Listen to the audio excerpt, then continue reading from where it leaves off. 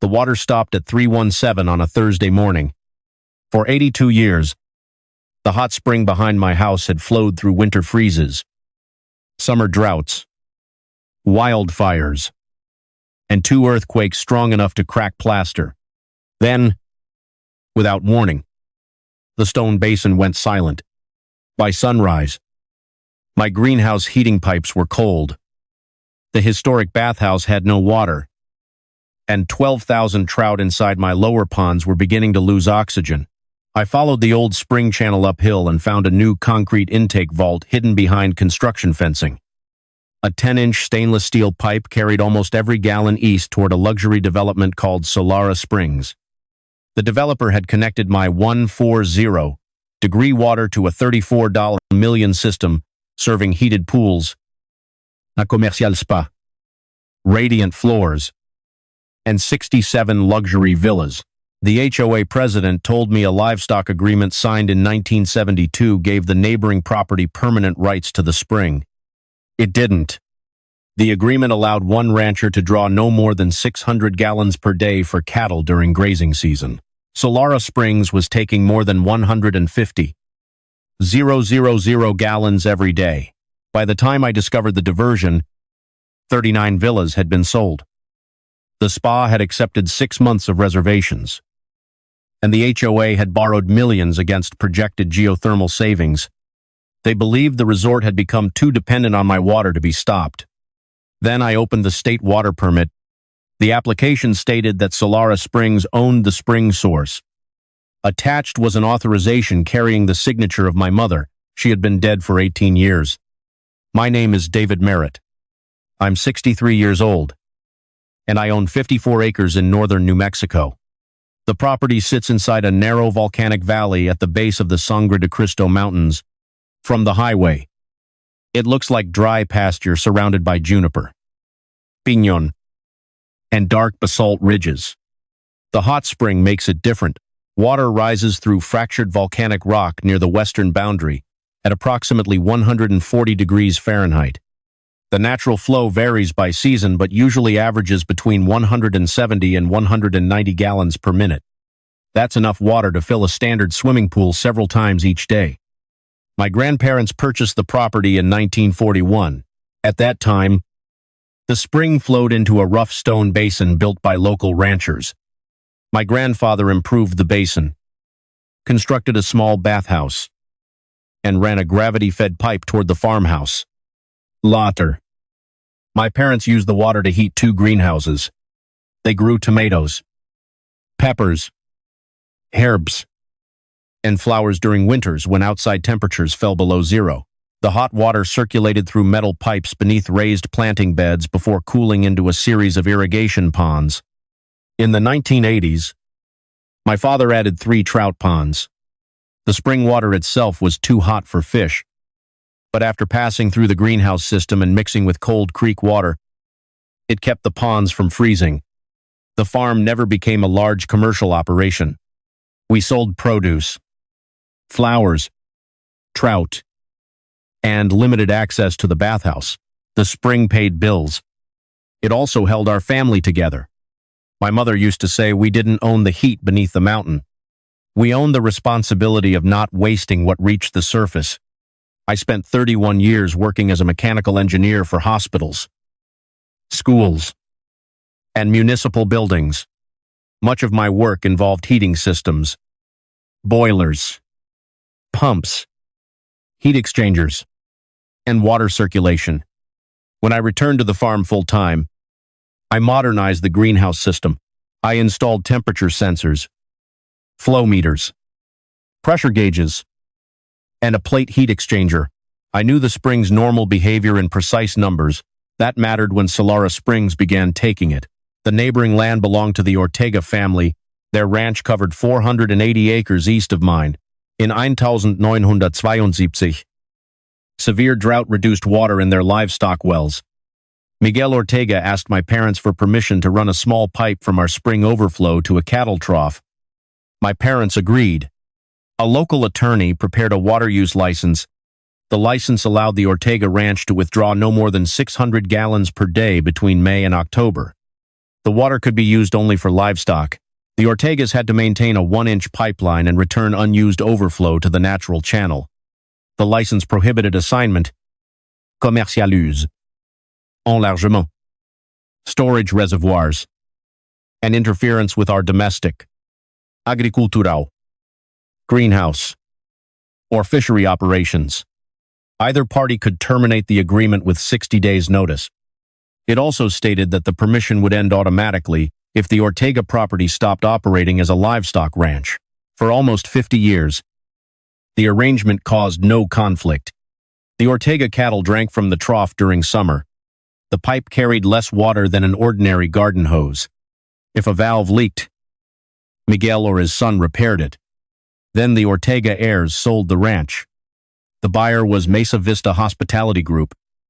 Mesa Vista announced plans for a luxury geothermal community called Solara Springs.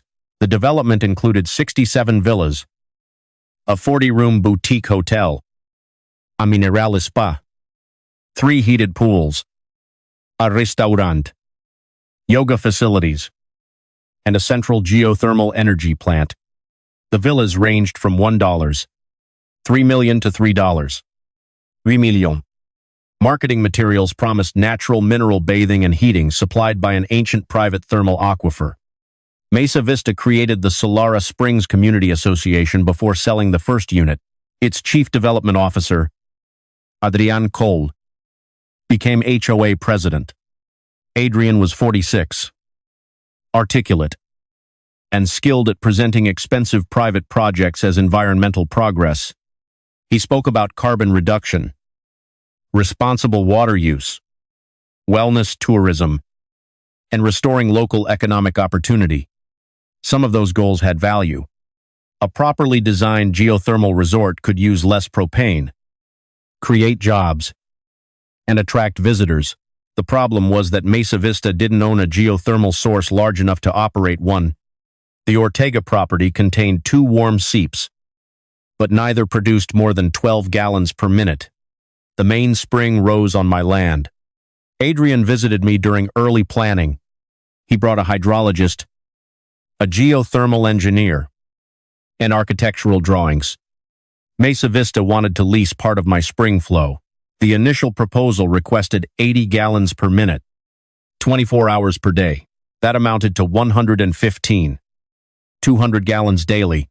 The company would run water through heat exchangers and return most of it to a cooling pond near the property boundary.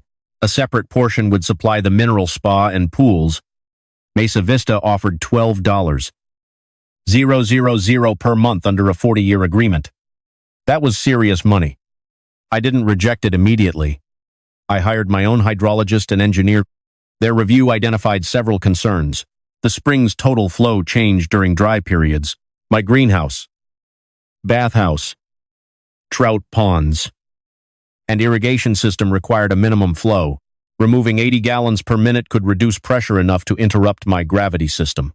Returned water would be cooler and chemically altered by pool treatment if circuits weren't fully separated. A 40-year agreement would burden the property after my death. Mesa Vista also wanted priority access for maintenance and emergency repairs. The proposed pipeline crossed my greenhouse road and part of the spring protection area. I countered with a smaller seasonal license.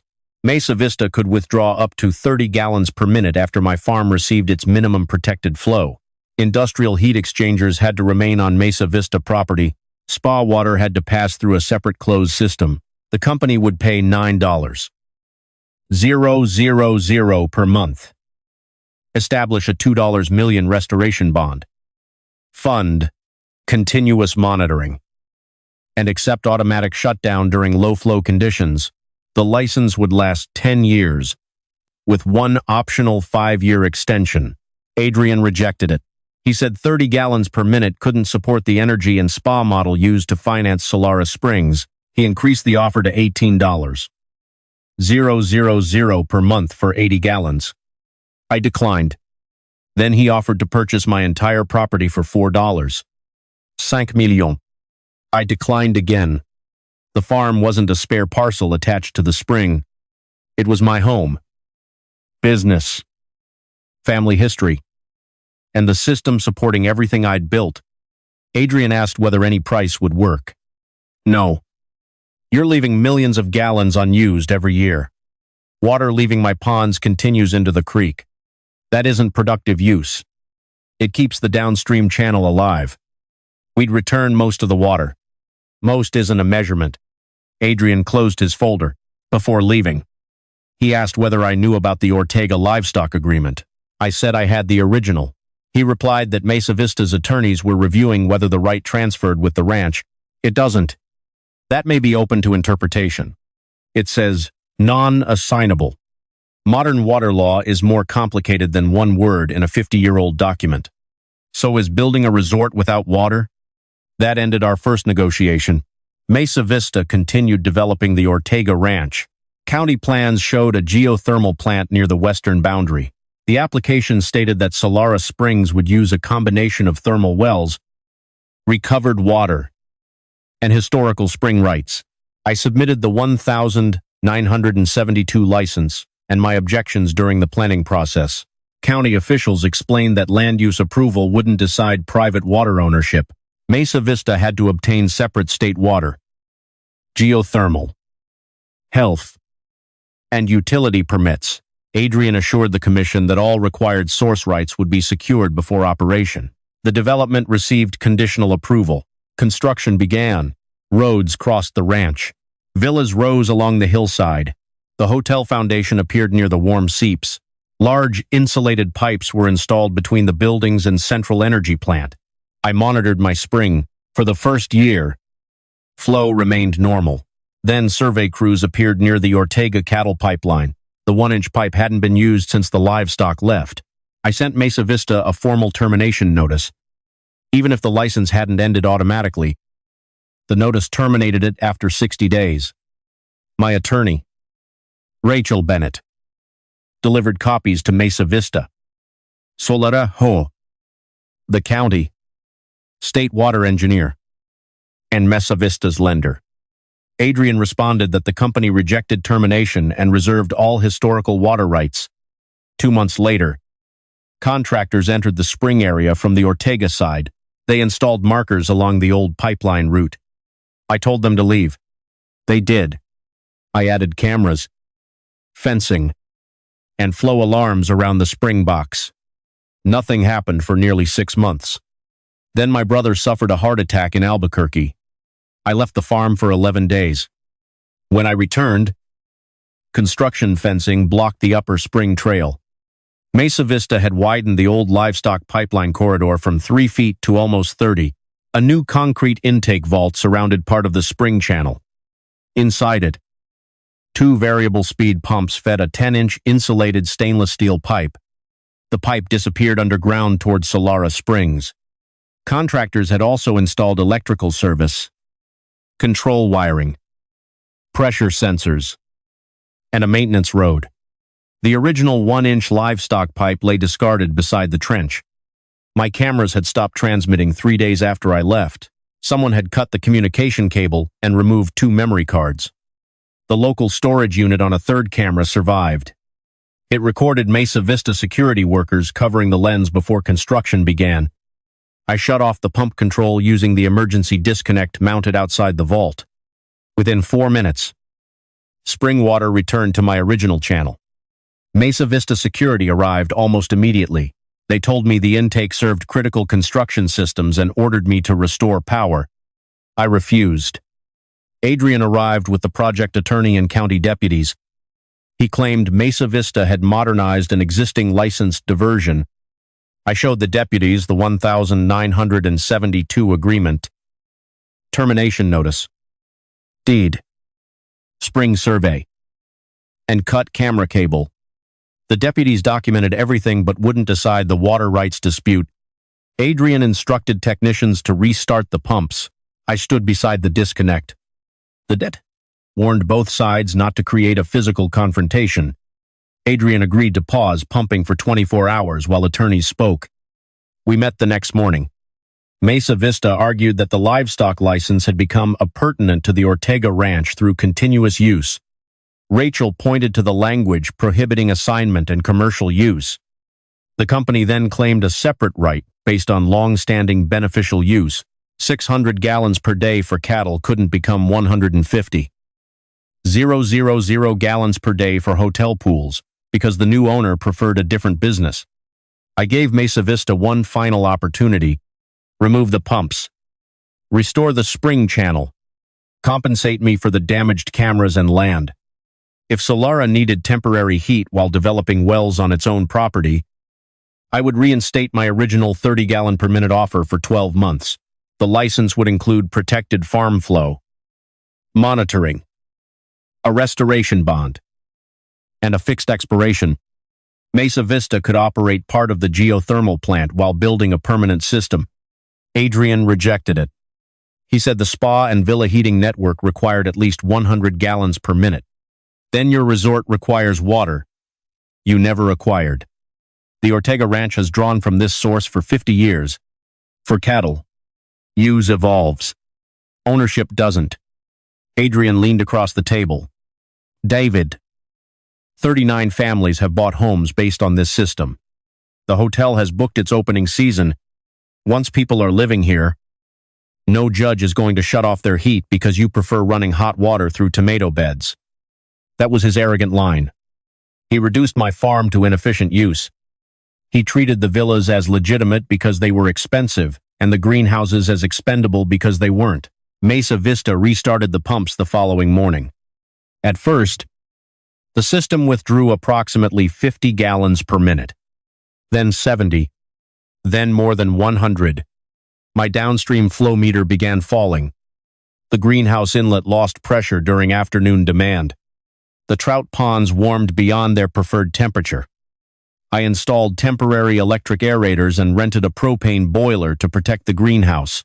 The equipment cost more than $11. 000 during the first month. Rachel filed suit. We requested a declaration that the 1,972 license had expired. An injunction against commercial withdrawal. Restoration of the spring. Damages. And preservation of all pumping records. Mesa Vista counterclaimed. It asserted an express water right. Prescription. Estoppel. Implied transfer. And beneficial use priority. It also claimed shutting down the pumps would threaten public safety because Solara's fire suppression storage depended partly on spring water. The development had municipal water available. Using my spring was cheaper and warmer. It wasn't the only emergency source. The hearing occurred 8 business days later.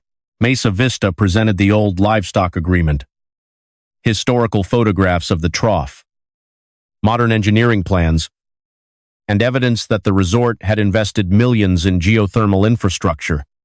Rachel presented the complete license, non-assignment clause, commercial use prohibition, termination notice, flow records, farm operations, and Mesa Vista's rejected lease proposals. The judge asked why the company offered me $18,000 per month if it believed it already controlled enough water. The attorney said the proposed lease would resolve uncertainty and increase supply beyond historic rights.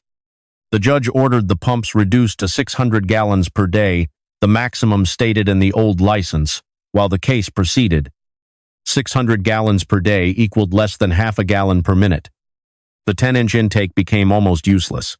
Mesa Vista had to stop filling pools and disconnect most geothermal loads. Construction could continue using municipal water and conventional heating. The spa couldn't open. The villas couldn't receive the geothermal utility service promised in their contracts. Adrian blamed me in a notice sent to buyers. The letter said a neighboring landowner had unexpectedly challenged Solara's established spring access and threatened the community's environmental goals. It didn't mention my temporary license offer. It didn't mention the 600-gallon limit. It didn't mention that Mesa Vista had built the intake after receiving termination notice. One buyer named Dr. Laura Kim contacted me. Laura was a dermatologist from Phoenix. She and her husband had purchased a $2 million villa as a retirement home. They chose Solara because of the geothermal heating and mineral spa. Laura expected me to demand that the resort close. Instead, I showed her the documents. She read the 1,900 and 72 licensed carefully. This is for cattle. Yes. How are they calling it resort water the same way they're calling my greenhouse waste? Laura organized a buyer committee. Within 2 weeks, 24 villa owners and hotel investors requested the spring agreements, flow studies, energy contracts, utility budgets, spa permits, and state water application. Mesa Vista delayed production. The buyers hired counsel. The state water file arrived before the HOA records did. Mesa Vista's application requested authority to divert up to 180 gallons per minute from the thermal source. The source map placed the spring emergence inside the Ortega parcel. That was false. A licensed survey completed for my parents in 1991 showed the entire spring basin inside my property. Attached to the application was a spring source authorization. It stated that Mary Merritt, owner of the thermal source, granted Mesa Vista permanent commercial withdrawal rights. Mary Merritt was my mother. She died in 2008. The authorization was dated 2024. The signature looked genuine. Rachel found the source within an hour. Mesa Vista had copied it from a 1,999 greenhouse grant application stored in county agricultural records. The company claimed it received the authorization from Thermal Heritage Solutions, a consulting firm hired to research historic water rights. Thermal Heritage had been formed 7 months earlier. Its registered manager was Adrian's sister, Melissa Cole. Mesa Vista paid the firm $140,000 for thermal source acquisition and documentation. The state suspended the commercial diversion application. The health department placed the spa permit on hold. The project lender froze funding tied to geothermal operation. Then Rachel obtained the pump control records. The intake system recorded every gallon. Mesa Vista hadn't withdrawn only 100 gallons per minute. During overnight pool filling cycles, it reached 147. In 43 days, the system diverted more than 1 million gallons from my spring. Most passed through heat exchangers and returned to a cooling pond on Solara property. Nearly 1.4 million gallons remained inside pools. Spa systems, landscaping storage, construction tanks, and the development's fire reservoir. The resort had taken more water in 6 weeks than the livestock license allowed in 37 years. But the pump records contained another measurement. Intake pressure fell sharply during high-demand cycles. That meant the system wasn't drawing only surface overflow. The pumps were pulling against the underground spring source itself. My hydrologist warned that sustained negative pressure could alter fractures feeding the spring, reduce flow permanently, or draw cooler, shallow groundwater into the thermal system. Mesa Vista hadn't installed a simple intake. It had turned my spring into a pumped well field. Without studying what repeated drawdown would do beneath either property, the state ordered an immediate shutdown pending aquifer testing. The Solara geothermal plant went cold. The spa opening was canceled. 39 occupied or completed villas switched to temporary propane systems. Mesa Vista's monthly fuel cost exceeded $190. Ling, ling, ling. The resort remained habitable. It just wasn't geothermal. Then workers draining the cooling pond discovered 6 large injection pipes beneath the waterline. Mesa Vista's approved design allowed cooled spring water to discharge into a lined surface pond before controlled release. The hidden pipes went deeper.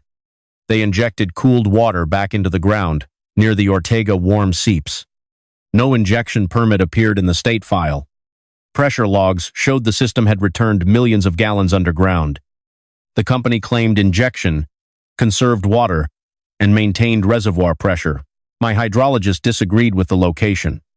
The injection zone sat uphill from the fractures feeding my spring.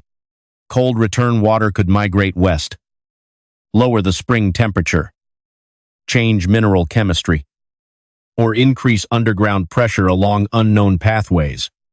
Temperature records showed my spring had already fallen from its historic average of 140 degrees to 134. 6 degrees doesn't sound dramatic. For a geothermal system, It represents a significant loss of usable heat. Mesa Vista hadn't only taken millions of gallons. It may have begun cooling the source. And according to an internal engineering email later produced by the lender, Adrian had been warned about that exact risk before construction. The project's original geothermal engineer recommended placing injection wells nearly a mile east, away from the main spring fractures. That design cost $3.7 million. Adrian approved the closer pond injection system for $840. Ling ling ling. In the margin of the cost comparison, he wrote, "Thermal migration risk is long-term.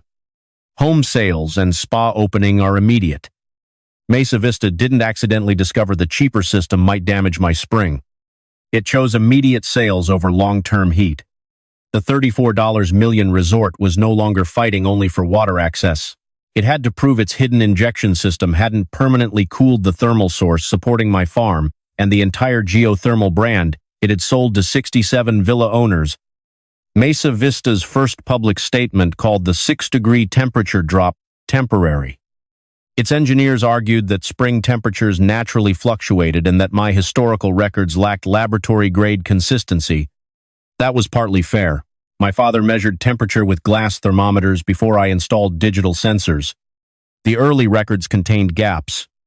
Some readings were taken at the stone basin, others at the greenhouse inlet, but the last 12 years of data were continuous. The spring averaged between 139 and 141 degrees in every season. It had never remained below 136 for more than 6 hours. After Mesa Vista began injection, the temperature fell steadily to 134 and stayed there. The timing didn't prove causation by itself. The state required a controlled aquifer test. Mesa Vista had to keep its production pumps and injection system shut down for 30 days. Engineers would monitor spring flow, temperature, pressure, mineral chemistry, and nearby wells. After the resting period, the state would authorize a short controlled injection using a harmless fluorescent tracer. Monitoring instruments would determine whether water from Solara's injection zone reached my spring. Mesa Vista objected to the length of the test. Every day without geothermal heat cost the company money. Propane supplied the villas, hotel construction, clubhouse, and temporary spa systems. The 3 large pools remained closed. The resort's energy plant had been designed around hot water, not fuel delivery. Temporary boilers operated less efficiently and required constant tanker service. Mesa Vista estimated direct replacement heating costs of $5.6 million annually. If the geothermal system remained unavailable, that number explained why Adrian kept fighting. Solara's entire financial model depended on heat it hadn't secured. The 30-day shutdown began in January. Within the first week, my spring temperature rose from 134 to 136 degrees. By day 16, it reached 138. By day 27, it stabilized just below 140. Flow also recovered. The resting period didn't prove the source suffered no permanent damage. It did show that stopping Mesa Vista's system allowed the spring to return close to its historical behavior. The tracer test began on day 31. Engineers injected a measured amount of dye into one of Solara's concealed return pipes. The concentration was too low to color ordinary water visibly. Sensitive instruments could detect it. Mesa Vista's consultant predicted the tracer would move east toward a deeper fracture zone. My hydrologist, Dr. Elena Ruiz, predicted it would travel west toward the spring. The first detector activated 47 hours later. It sat inside the Ortega warm seep, less than 200 yards from the injection pond. The detector at my spring registered the tracer after 8 days and 6 hours. The concentration increased for another 3 days. Cold water injected by Mesa Vista was reaching my thermal source. Not instantly, not in one direct pipe-like path, but the underground systems were connected. The state prohibited further injection at that location. Without legal discharge or injection, Mesa Vista couldn't operate the large-scale geothermal plant even if it somehow won rights to withdraw my water. The project now had two separate failures. No valid production right. No valid return water system. Mesa Vista proposed discharging cooled water into the natural creek. State reviewers rejected that as a simple solution. The mineral content, temperature, volume, and continuous flow could alter aquatic habitat and downstream water chemistry. A discharge permit would require extensive study and possibly treatment. The original engineer's distant injection design returned to the table. 4 deep injection wells located nearly a mile east could isolate cooled water from the fractures feeding my spring. Estimated cost had increased from $7 million to $4. $6 million, but new injection wells didn't solve production. Mesa Vista still needed a lawful thermal source. The company evaluated drilling geothermal wells on its own property. The 2 existing warm seeps indicated subsurface heat. Test wells suggested deeper water might reach temperatures between 118 and 128 degrees. That was cooler than my spring, but still useful for radiant heating and spa systems with supplemental heat pumps. A complete independent system required 3 production wells, 4 injection wells, pumps, heat exchangers, treatment equipment, electrical upgrades, and redesigned controls. Estimated cost $9. $8 million. Construction timeline 14 to 18 months. Mesa Vista could afford the work only if its lender extended financing and buyers accepted another delay. Adrian continued pushing for a settlement with me. The company offered $25,000 per month for permanent withdrawal of 80 gallons per minute. I refused. $35,000. I refused again. Then Mesa Vista offered $6 million for the entire farm.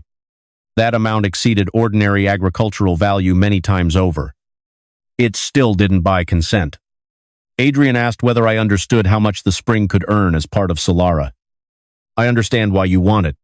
Your current operation uses less than 10% of the thermal capacity. That doesn't make the rest yours. You're preserving water only to let it leave the property. It supports the creek. We could create hundreds of jobs and millions in local revenue. You could do that with wells on your property, at a cost that may kill the project. That's a project design problem. Adrian's attorney proposed condemnation. He argued the county might authorize acquisition of thermal access because Solara provided economic development and lower carbon community heating.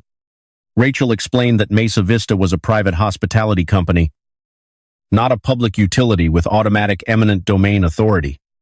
The county hadn't designated Solara's spa and villa system as public infrastructure. Adrian could request political support.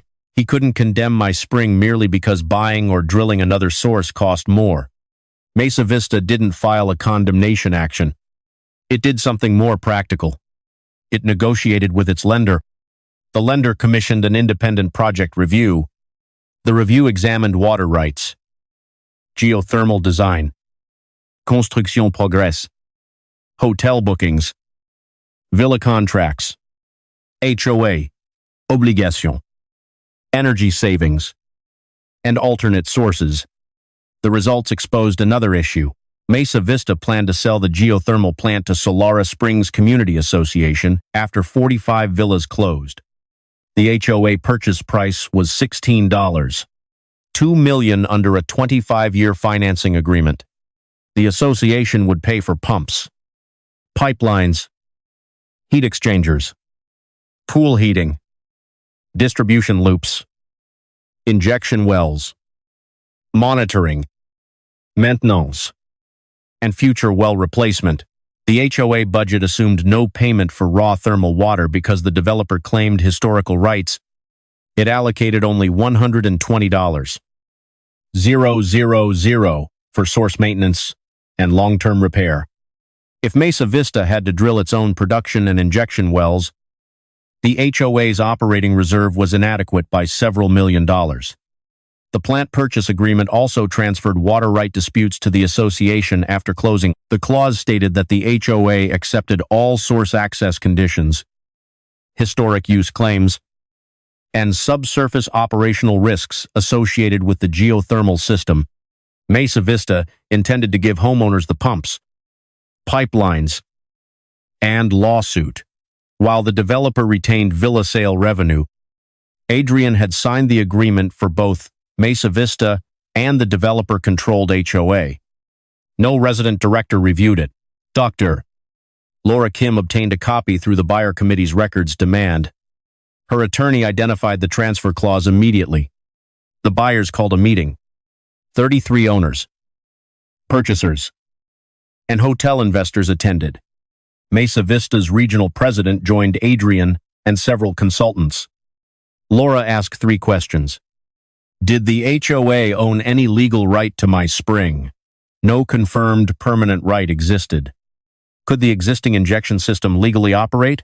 Not at that location. Could Mesa Vista transfer the geothermal plant and its disputes to homeowners without a resident vote? The developer-controlled documents technically allowed early infrastructure transfer. The answer turned the room against Mesa Vista.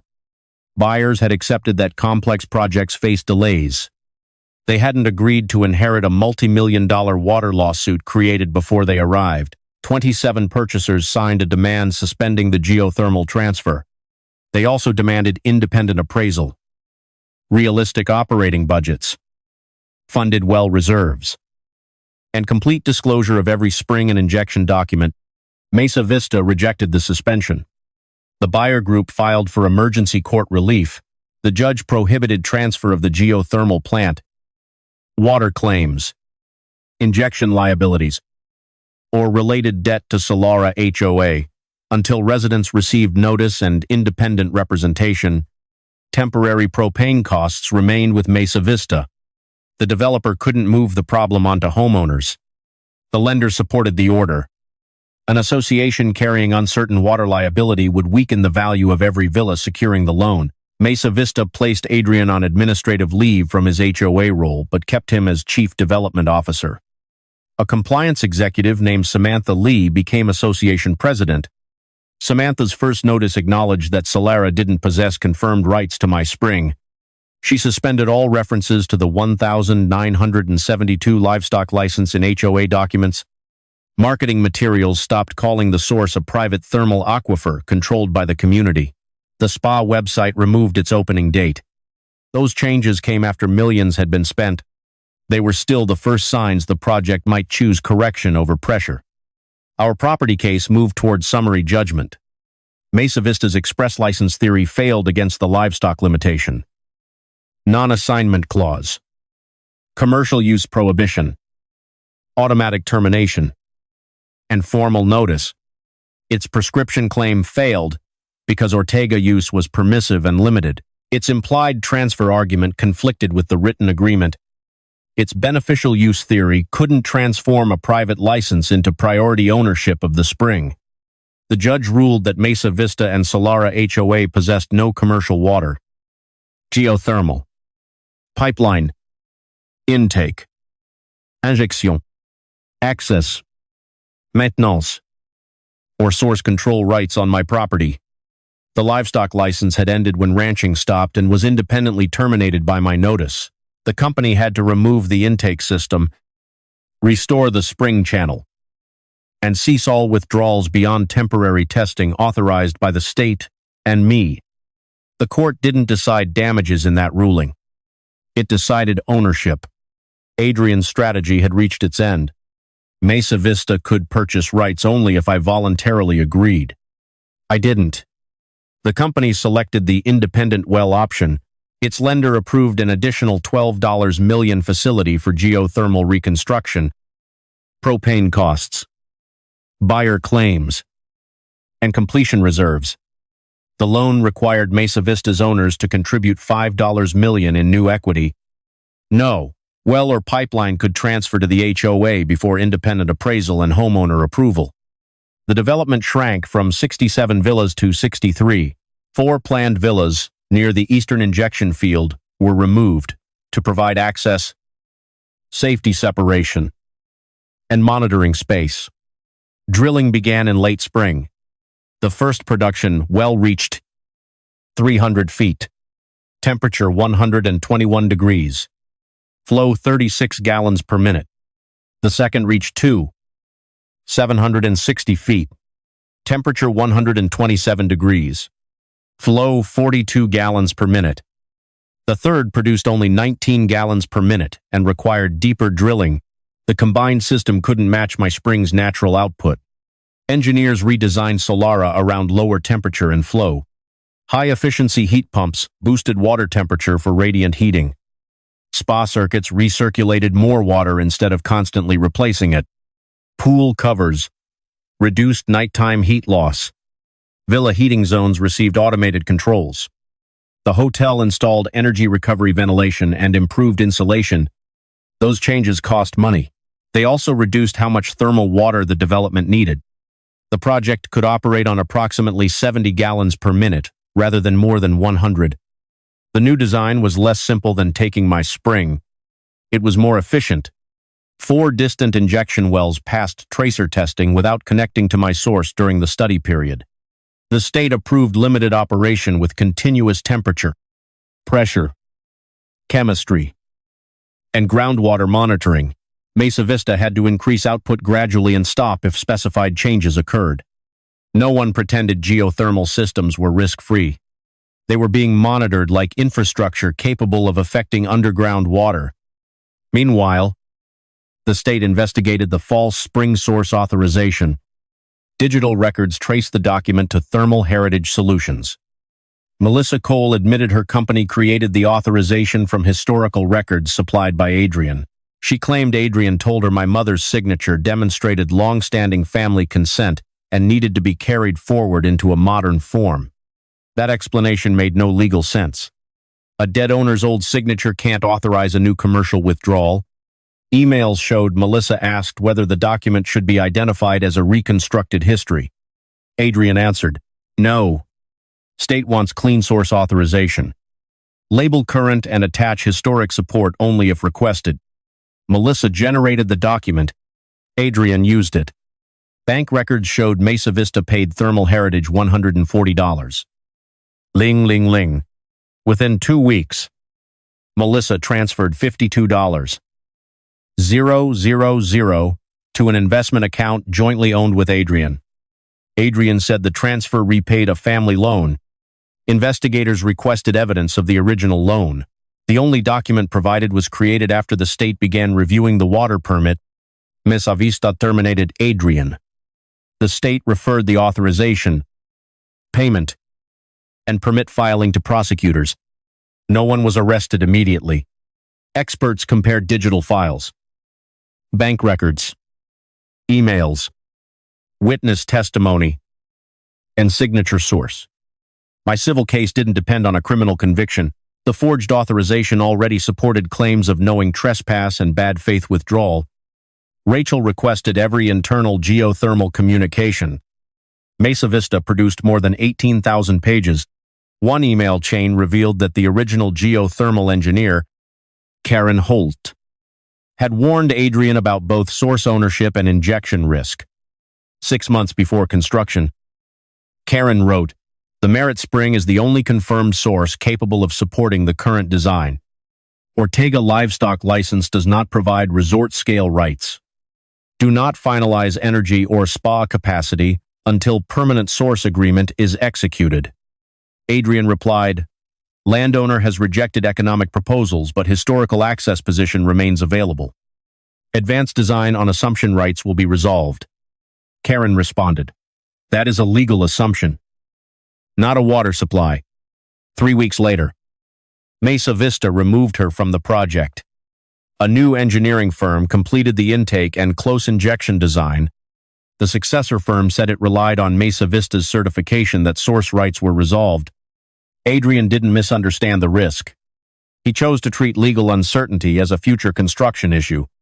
The same strategy appeared in a financial memo.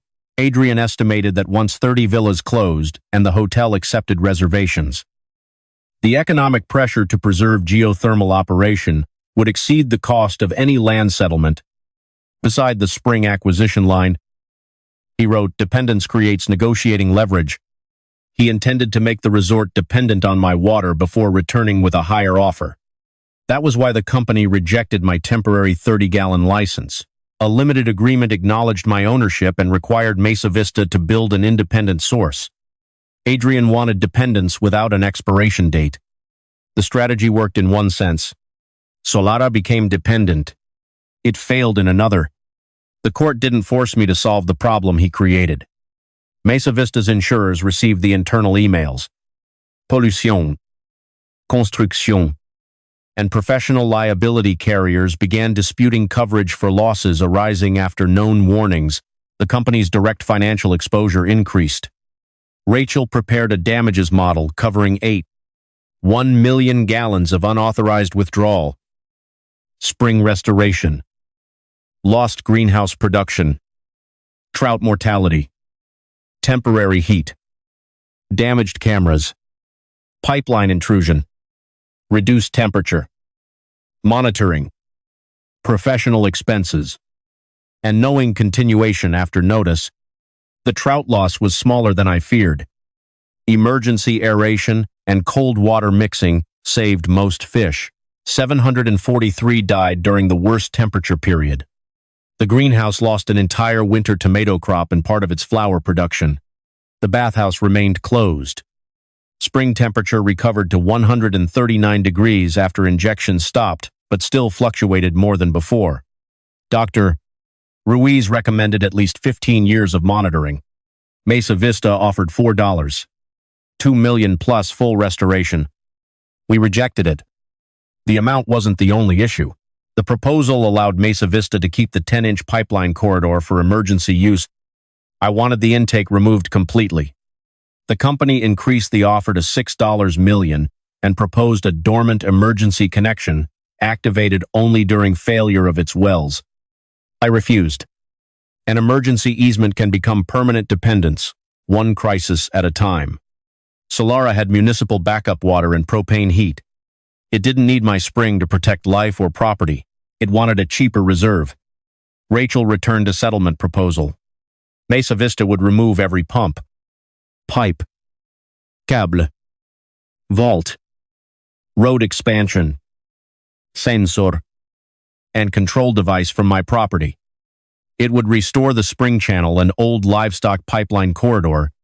It would record a permanent release of all spring water, geothermal, injection, access, maintenance, emergency, and historical claims. It would fund 15 years of independent hydrological monitoring and a $3 million restoration bond.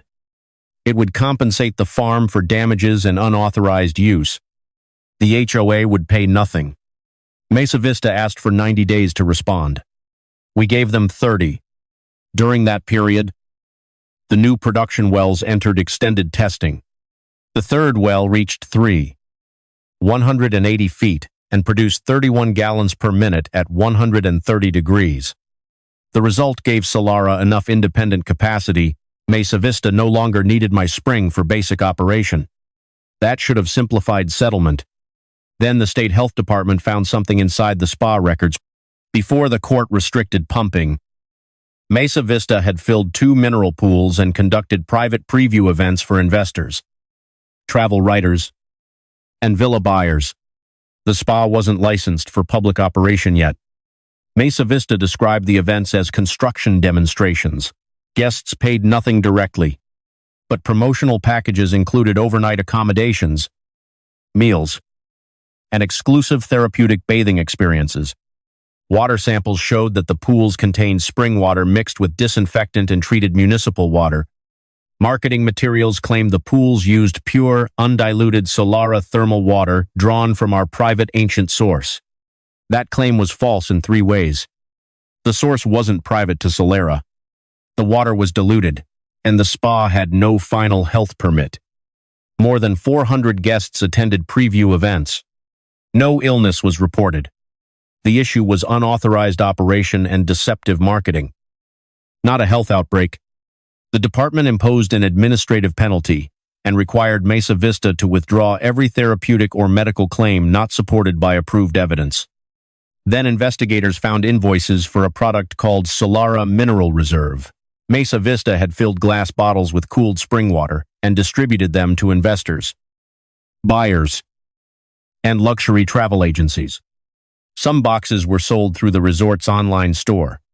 Total bottled volume was relatively small, about 28,000 gallons. The significance wasn't quantity.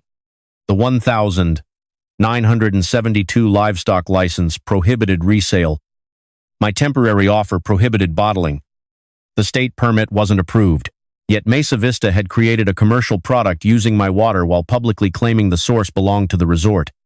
The product generated $310. 0 inches sales and promotional packages. Adrian's personal consulting company received a 12% branding fee. The bottles turned unauthorized withdrawal into a traceable retail product. Every label carried the same statement: bottled at the source, Solara Springs Private Thermal Reserve. The source wasn't Solara's. The word private was accurate. They had simply named the wrong owner. The state added unlicensed bottling and false source claims to its enforcement case. Rachel added the revenue to ours. The $6 million settlement offer expired. Mesa Vista's new board requested another mediation. This time, the company arrived without Adrian, without the expired livestock license, and without asking to preserve an emergency pipeline. It accepted permanent separation from my spring. Only the final compensation and restoration terms remained. Then Dr. Ruiz reviewed the newest monitoring data. The spring temperature had recovered. The flow had not. Before Mesa Vista's pumping, average discharge measured 178 gallons per minute. 4 months after shutdown, it stabilized near 161. Seasonal variation could explain part of the difference. Aquifer testing suggested something else. The high-pressure intake cycles may have opened a new underground pathway along the fractured volcanic rock. A portion of the hot water appeared to be escaping deeper before reaching the surface. If the pathway remained open, the 17-gallon per minute loss could be permanent. That represented almost 25,000 gallons every day. Mesa Vista could remove every pipe and restore every visible scar. It couldn't simply pour underground pressure back into its original shape. The state ordered another year of testing before declaring the source recovered. Our settlement could no longer rely on a one-time repair estimate. It needed a permanent loss formula. And according to the geothermal appraiser's first calculation, 17 gallons per minute of reliable 140-degree water carried a present value greater than Mesa Vista's entire latest settlement offer. The resort had finally built its own wells, but it may have permanently reduced mine. Dr. Ruiz didn't declare the 17-gallon loss permanent after 4 months. Groundwater systems recover slowly. Pressure changes can shift sediment, reopen fractures, close others, and alter the route water follows beneath the surface. A spring that appears damaged in April may recover after summer recharge. A spring that looks recovered after one wet season may decline during the next drought. We needed time. Mesa Vista wanted a final number. Its lender wanted a final number. The insurers wanted a final number. The mountain didn't care about anyone's closing schedule. The state required 12 additional months of flow, pressure, temperature, and chemistry monitoring. Mesa Vista agreed to fund the study without requiring me to release claims. That was the first time the company paid for evidence before demanding control over the outcome. Dr. Ruiz installed 3 monitoring wells between Solara's former injection pond and my spring. She added pressure sensors inside the spring fracture, continuous temperature probes, and automated flow measurement at the greenhouse channel. Mesa Vista's new geothermal wells remained shut down during 2 baseline periods, so the systems could be compared without pumping interference. The first 6 months brought encouraging results. Spring flow rose from 161 to 166 gallons per minute. Temperature stabilized near 139.5 degrees. The tracer concentration from Solara's old injection test fell below detection. Water chemistry moved toward its historical pattern. The final 6 months included a dry summer. Flow dropped to 158 gallons per minute before recovering to 167 after autumn rain. Historical records suggested it should have remained closer to 175 under similar conditions. Dr. Ruiz concluded that the spring had experienced a measurable long-term reduction, but probably not the full 17 gallons first estimated. Her best supported range was 8 to 12 gallons per minute. The settlement used 10. 10 gallons per minute equals 14. 400 gallons every day. More than 2 million gallons each year. Water volume alone didn't capture the loss. The missing water arrived naturally heated to nearly 140 degrees. Replacing that thermal energy with propane or electricity carried a separate cost. The greenhouse heating system had less reserve during cold weather. The trout ponds received less warm water during winter. Future expansion of the farm became more limited. A geothermal appraiser calculated the present value under 3 approaches: agricultural replacement cost, thermal energy replacement cost, and a negotiated commercial use value based on the offers Mesa Vista had previously made. The estimates ranged from $1 million to more than $11 million. The highest number treated every lost gallon as resort water sold over decades. That wasn't realistic. My farm had never operated a luxury spa, and I had repeatedly refused to turn it into one. The lowest number treated the loss as ordinary irrigation water. That ignored the heat and reliability, making the spring unique. The appraiser recommended a midpoint adjusted for agricultural use, thermal value, business impact, and permanent loss of future capacity. Rachel added the figure to our damages claim. Mesa Vista requested a final mediation. The meeting lasted 3 days. The company, its insurers, the intake contractor, the successor engineering firm, Thermal Heritage Solutions, and several attorneys attended. Dr. Ruiz explained the spring data. Mesa Vista's hydrologist challenged the permanent loss range but agreed that the post-pumping flow remained below the historical baseline. The insurers argued over which policy covered deliberate pumping, engineering errors, subsurface damage, false permits, and unauthorized commercial use. Those arguments could have continued for years. I made one condition clear. Restoration couldn't wait while they divided responsibility. The parties eventually created 2 separate funds. The first was a $4.5 million restricted restoration and monitoring fund. It covered removal of the intake system, spring channel reconstruction, greenhouse and trout infrastructure, long-term hydrological monitoring, emergency backup heat, spring protection work, and future corrective action if flow declined further. The second was civil compensation. Mesa Vista and its insurers agreed to pay $8.2 million for permanent thermal water loss, trespass, unauthorized withdrawal, crop damage, trout losses, camera destruction, professional expenses, unlicensed commercial use, bottled water revenue, and settlement of knowing withdrawal claims. That number was large. It didn't mean $8. $2 million went directly into my personal checking account. Taxes, attorney fees, expert costs, business losses, and long-term property planning consumed a substantial portion. The restoration fund remained controlled for specific work. I couldn't use it to buy a vacation house or decorate the bathhouse. It existed because the spring might require protection long after the lawsuit ended. Mesa Vista also recorded a permanent release.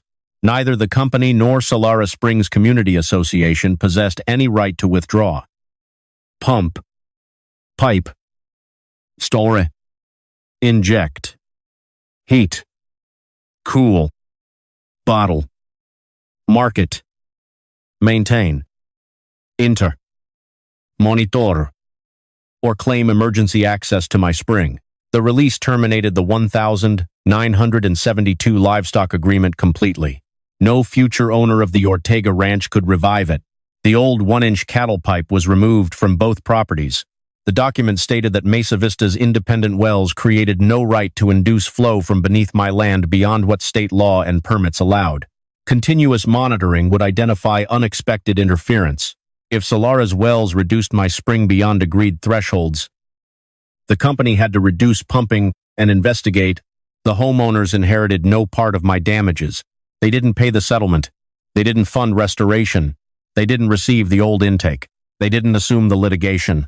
Mesa Vista retained every pre-transfer obligation. That condition mattered almost as much as the money. The company had tried to place the geothermal system, historical water claims, and subsurface risks inside the HOA purchase agreement. The court order and final settlement kept those costs with the developer that created them. Removal of the intake began after the state approved a spring protection plan. Crews disconnected the 10-inch pipe at the Solara boundary. They excavated the intake vault in sections to avoid destabilizing the spring bank. The pumps, electrical service, controls, pressure sensors, and maintenance road were removed. Engineers restored the natural stone channel using historic photographs and pre-construction surveys. They didn't attempt to make the area look artificially untouched. Some new stonework remained visible. The goal was stable. Functional water flow. The widened pipeline corridor was narrowed and replanted with native grasses, willow, and cottonwood. Mesa Vista replaced the damaged cameras and funded a secure monitoring system owned solely by me. The company had no remote access. The close injection pond on Solara property was drained. Its 6 hidden pipes were pressure-filled and permanently abandoned. The pond became a lined emergency water basin supplied by municipal water, not geothermal return flow. The deeper eastern injection field entered operation gradually. State regulators limited initial flow to 40% of design capacity. Each month, Solara submitted temperature, pressure, mineral chemistry, and tracer data. After 1 year of stable results, the state allowed increased operation. The system never reached Mesa Vista's original projected output. It didn't need to. The redesigned buildings used less heat. The 3 production wells supplied between 105 and 112 gallons per minute under ordinary conditions. Heat pumps raised usable temperature. Recirculating spa systems reduced freshwater demand. Pool covers, insulation, and automated controls lowered losses. The geothermal plant supplied roughly 70% of annual heating needs. Propane and electric backup systems covered peak winter demand and maintenance periods. Mesa Vista marketed the revised system accurately. No brochure claimed the resort used my spring. No bottle used the words, private thermal reserve. Solara described its water as produced through monitored geothermal wells on resort property. That was less romantic. It was true. The spa health permit required complete separation between untreated geothermal water and public bathing circuits. Heat transferred through closed exchangers. Mineral pools used treated water under approved turnover and disinfection systems.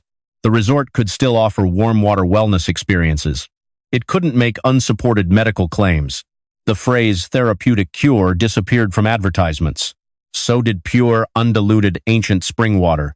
The spa opened almost 3 years after its first announced date. The boutique hotel opened at reduced capacity while the final villas were completed. The development contained 63 villas instead of 67. 4 former villa lots became the geothermal well and monitoring area.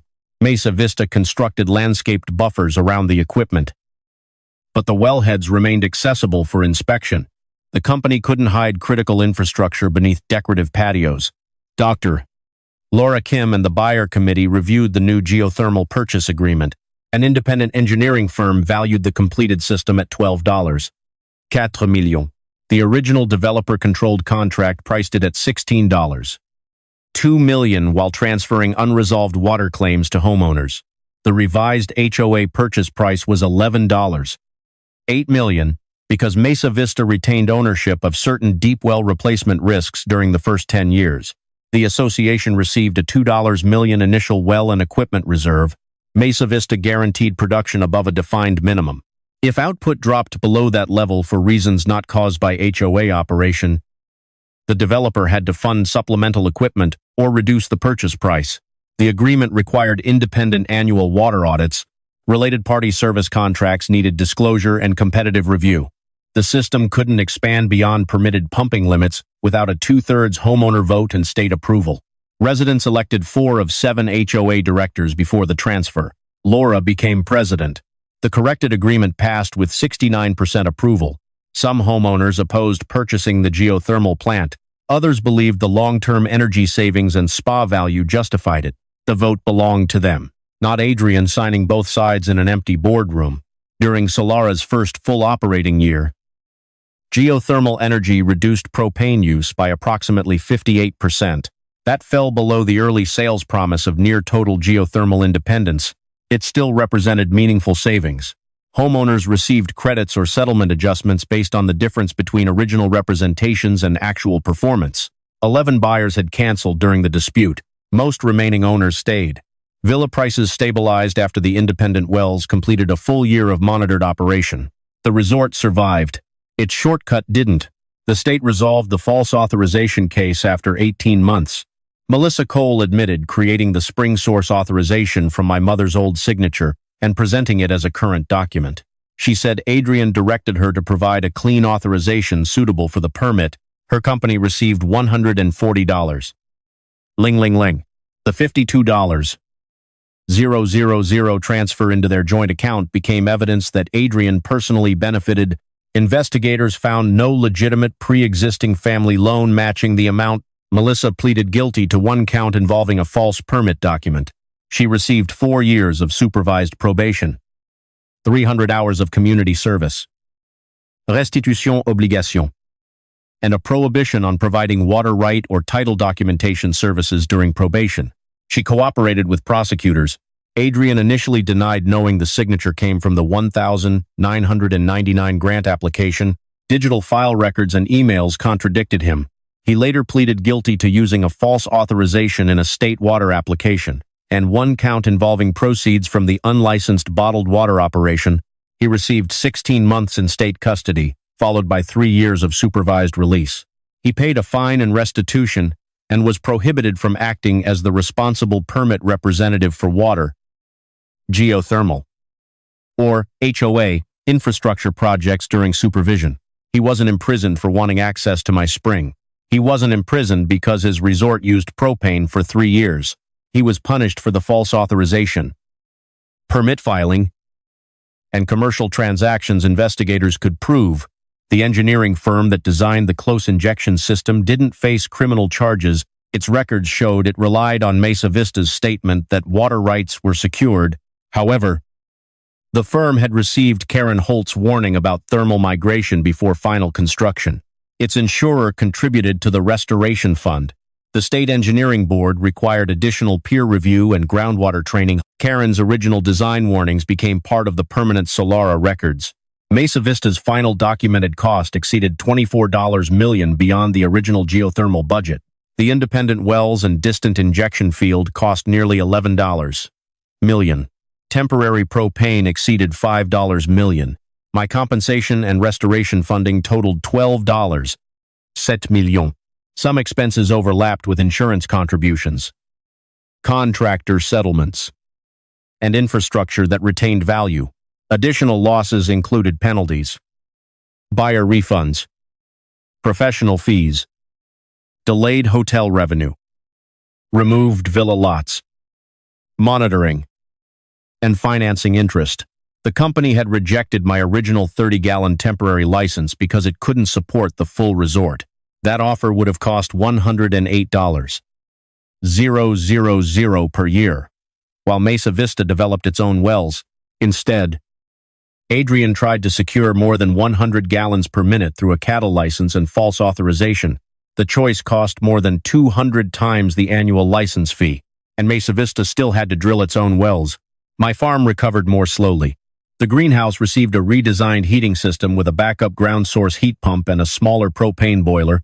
The spring remained the primary source. The backups protected crops if flow declined during extreme cold. The trout ponds gained automated oxygen and temperature monitoring. The lower channel was reshaped to improve mixing with Cold Creek water. The bathhouse reopened after inspectors confirmed stable water quality and temperature. I didn't turn it into a luxury spa. Visitors could reserve limited private sessions as before. The wooden benches remained. The stone walls remained. My mother's hand-painted sign remained above the entrance. Please leave the water cleaner than you found it. The sentence had always referred to soap, towels, and respect. After Mesa Vista, it meant something larger. The spring monitoring data became public through an annual watershed report, Solera. My farm, downstream landowners, and state regulators could see major temperature and flow trends.